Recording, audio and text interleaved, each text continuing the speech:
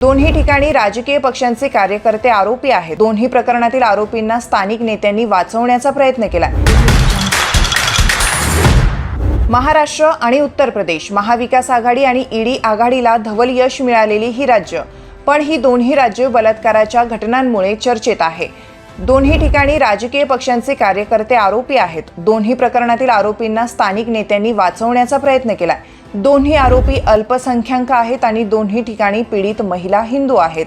संगमनेरच्या प्रकरणातील आरोपी आहेत युसुफ चौघुले, तो राष्ट्रवादी शरद पवार गटाचा पदाधिकारी आहे, पीडित दलित। आणि अयोध्येच्या प्रकरणातील आरोपी आहे मोहित खान, तो समाजवादी पक्षाचे अयोध्येचे खासदार अवधेश प्रसाद यांचा कार्यकर्ता आणि सपाचा भदरसचा शहर अध्यक्ष आहे।